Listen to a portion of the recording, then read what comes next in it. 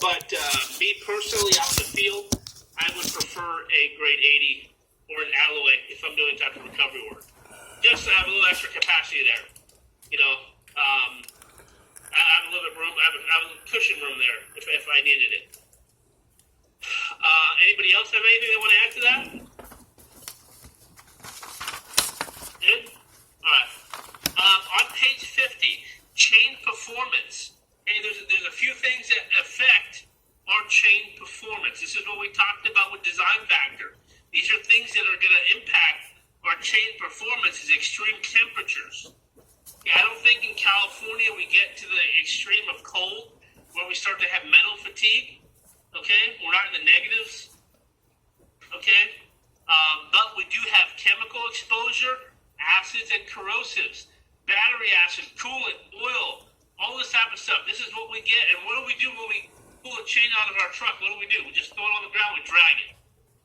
Okay, so all that exposure of that battery acid, all the stuff like that's getting on that chain, that affects chain performance.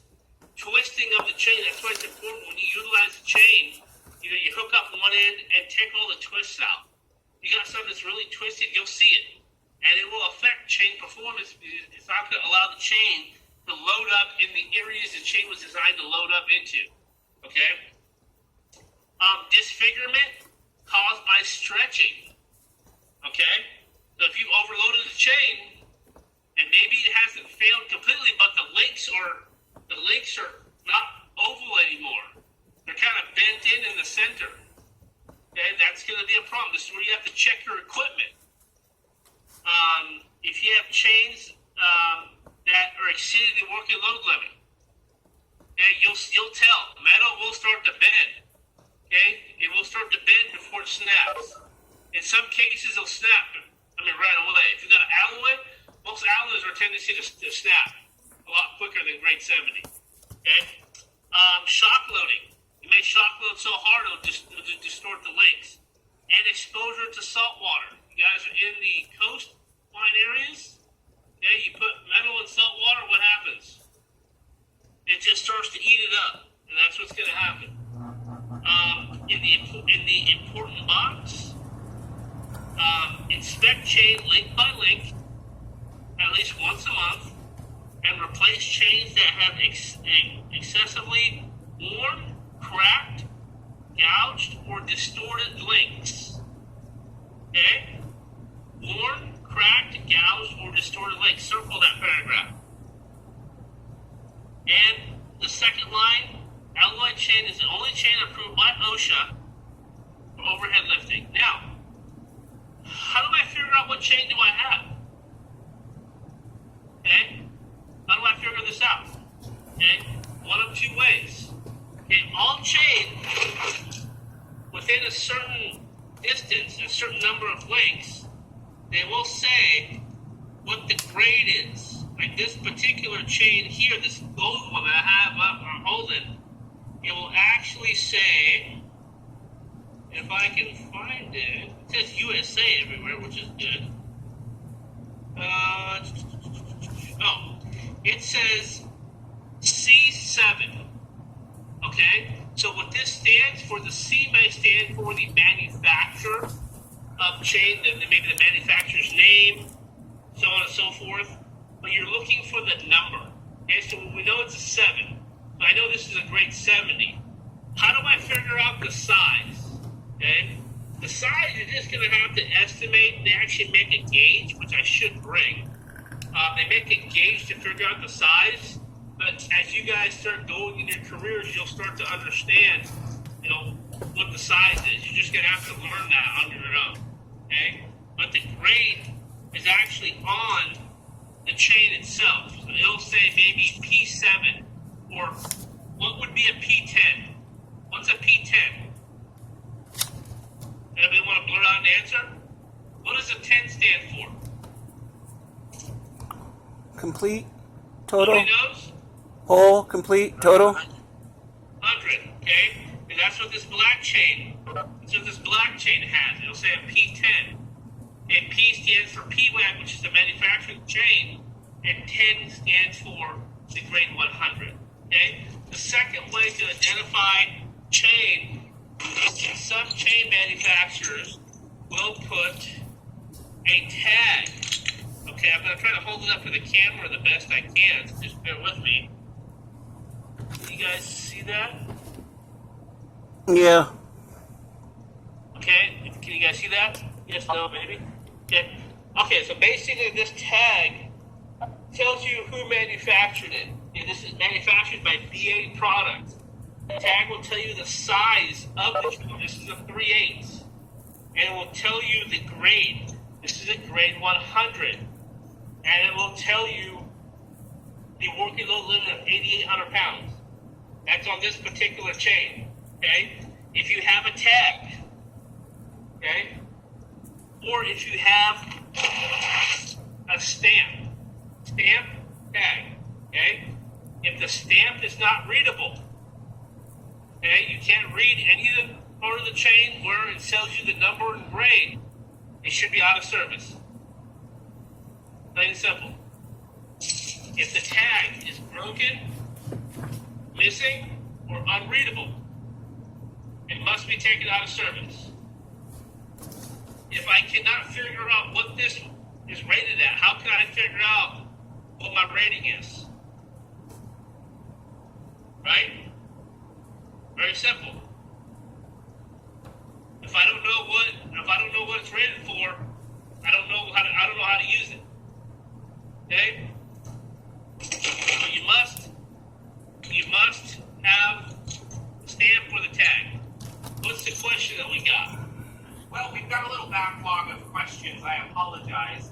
First in line was Tim. Tim, if you'd like to go ahead with your question, Tim Perez. I see your hand was raised. Oh yeah. You know that was back. My answer's been covered. Okay, great. So just lower your hand if you could. Oh, okay, gotcha. Yeah, I see that. Thank you, Tim. Next up was a question from Morris. I believe, Morris, you had a question as well? Nope, his hand went down. Last one is Hector. Did you have a question, sir? No, not anymore. All right. How about Carlos or Brian Ernst? No questions? All right. I got one I can I'd like to ask. Yes, Tim, go ahead. Now, will we cover addressing our snatch box and the weight standards, capacities for that? The short little chain that's attached? Snatch box will be coming up probably day 3. Oh, okay, gotcha. Sorry. Okay. Anybody else have any questions? All right. Now, in some cases, we might have to make our own rigging, make our own chain, especially you guys out there in rural areas. I might have to make up something special for my application. Okay, how do I join 2 pieces of chain? Okay, we have a couple of options, and there's kind of a term that we say when we join 2 chains together. Okay, we want any type of connection that we do between 2 chains. Okay, and the term is meet or exceeds. And what that means is any connection we do between 2 chains, it has to meet or exceed the rating of those chains. So they have to be the same, which means meet, or it has to be higher. Okay? You don't want to put a grade 3 connection onto a grade 70 chain. Is what we've done. Everything is rated to its weakest link. So if we take a grade 3 connection and put it onto a grade 70 chain, we've dropped the rating of that grade 70 down to a grade 3, right? Or grade 4. Okay? So we have 2 options. Okay? We have 2 options. And the first one is a double clevis, which I actually have right there. Can't see myself, but that's a double clevis. That's how I'm joining these 2 pieces of chain. Okay? Now this double clevis is rated as well. It's for 5/16, grade 7. Okay? So when I know that says 5/16 G7. So the rating of 5/16 grade 7 is what? So it's the rating of that component. 4,700 pounds. 4,700 pounds, right? So that's one option that you have. I personally, out in the field, I don't use this. Okay, so we're talking about this double clevis here. It's a little bit hard. The pins kind of poke your fingers. I just don't like it personally. And what I do here, next thing is we have a hammer lock, which is just glue mechanism here. You guys can kind of see it. Okay, it's on page 51. Okay, I use hammer locks on a lot of different types of paint, and we actually lift containers with them now. Okay, I'm in big C-can containers. Okay, and they came a tremendous way hammer locks, but the biggest thing is meet or exceed. And the reason I like hammer locks is because they're a little bit more easier to deal with. If I got to go around the frame, go through a cross member, through a suspension component, they're a little bit easier. They're a little more flexible. And the main thing is I can pop this apart within a minute. And I got to sit there and start pulling cotter pins, and take me about 2 or 3 minutes to do this. But I can do this in about a minute. Okay? So the biggest thing is meets or exceeds the rating of the chain.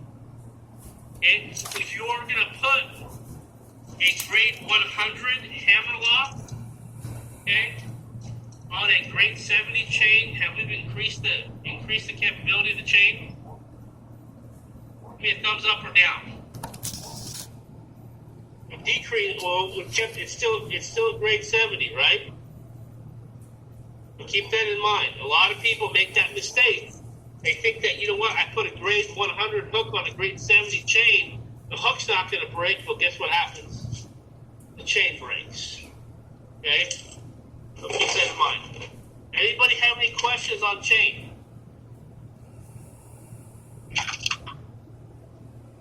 No? Okay. Now, we're on to page 52. Grade 3 carbon steel chain. I'm not even going to talk about it. That's just, I classify it as Home Depot chain or Harbor Freight chain. If you're going to go to Home Depot and buy chain, good luck to you. It ain't going to happen. Okay? It ain't going to happen. You need the right tools for the right job. Can I get a plumber to go recover my car? Okay? No, right? He's a plumber. He or she's a plumber. Well, you guys, can I get you guys to start fixing my sink? You guys are certified tool operators after this. You guys have a specific skill set, it's like chains. Specific application for a specific job. Okay? You'll see a lot of these things on page 52. People will put on a cold shut connection.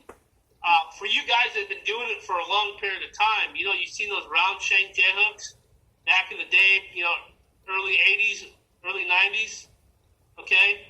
They were terminated with cold shank connections. Okay? We didn't know any better back then.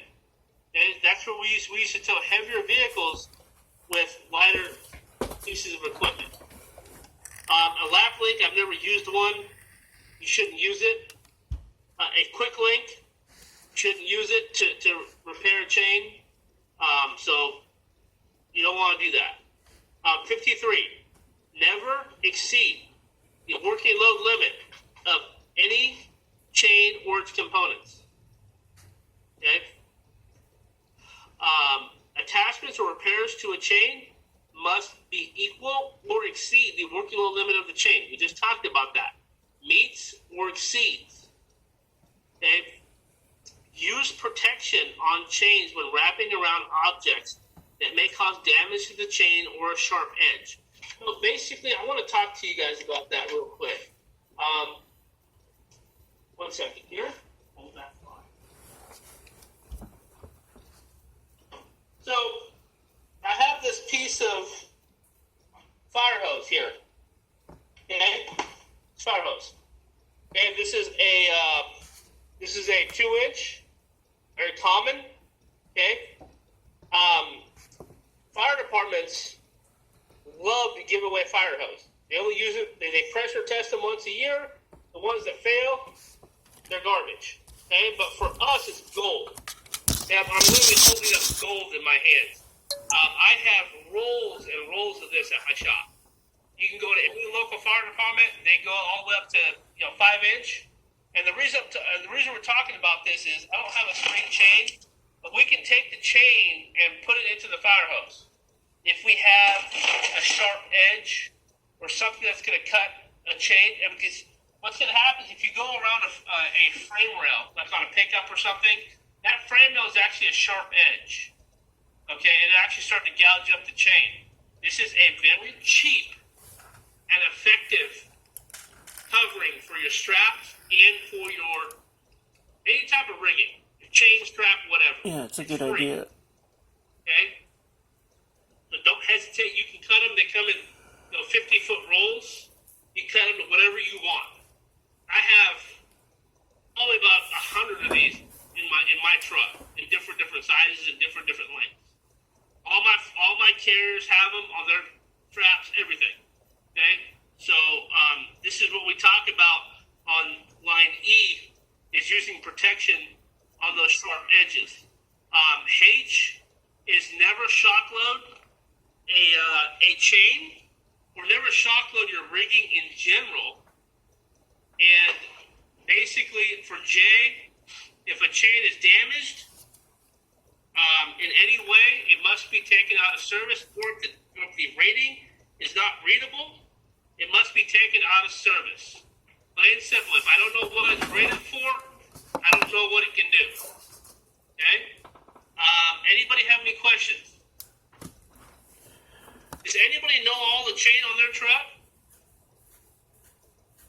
No? Well, I'll give you an example. I have about, rounded up a little bit, I have about 1,000 feet of chain on my truck. It's sitting right outside. Okay? I have a rating on every single piece of chain. Okay? So there's no reason why, after this week, that you guys can't memorize that stuff. Very easy.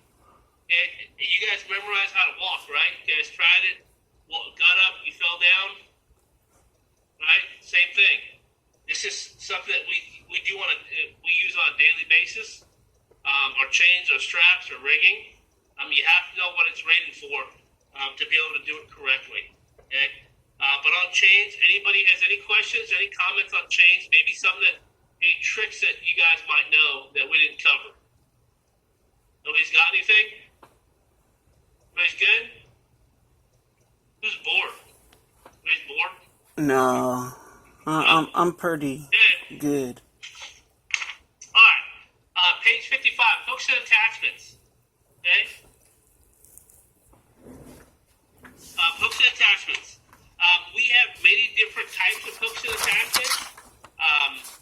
Basically, it's the same thing. All of our hooks, all of our attachments are sized, okay, and rated for the application or the type that we need. Okay? The biggest thing that we use is the J hook. Okay? It literally looks like the J. Okay? So we refer to it as J hook. Every hook has a rating on it. So this particular hook has it stamped on the bar of the J hook itself, and you want to make sure that it is rated and it's legible. Okay? This basically says BA products, 5/16, grade 70. What's the rating of this J hook? You can say it, you can sign it, whatever you want to do. 4,700. 4,700 pounds. Good. The biggest thing when we get into J hooks is you want the weight, okay, in the throat of the hook. This is the throat, the thickest part of the hook itself. Okay, so when you hook up a vehicle, you want to make sure that weight's down here. If you don't want to hook it up upside down, because the weight goes into here, and we call that as tip loading. You don't want to tip load your hooks, and we refer to that as hook up. When you always hook up your hooks, you want to hook them up. And one gets in your mind, I got to hook up, and it sounds better, hooking up a vehicle. So always remember we want to hook up. And what that does is it's that weight in the throat of the hook itself. And really important, because if you go down and get that weight up into here, it will bend or break that hook. Okay? Now, this is only used to attach to vehicles. This is not utilized as a SAS block. This is not utilized as anything else. This is just a J-hook. Okay? But sized and rated. You have a couple of different types. You have a round shank, you have an I-beam, you have a shorter one. You see on page 56. It's whatever your application is. Okay? Just has to be sized and rated. They go all the way up to 80 grade. My big carriers, my 3 axles have 80 grade on them for the bigger vehicles. So you can, for whatever application that you need to use them for. Moving on, the next one is the T-hook. Okay? A T-hook, the 3 hooks we're going to talk about, the T-hook, the Mini J, and the R-hook, are designed to go into the transport slots of the vehicle. And now we're talking a little bit on car carriers. Okay? And this is only for transporting. A transport slot is for transporting.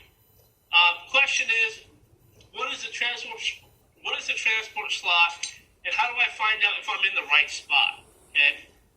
Transport slot, some manufacturers utilize, they put holes in the body of the vehicle and reinforce them so transport trucks can transport them and chain them down to their trucks.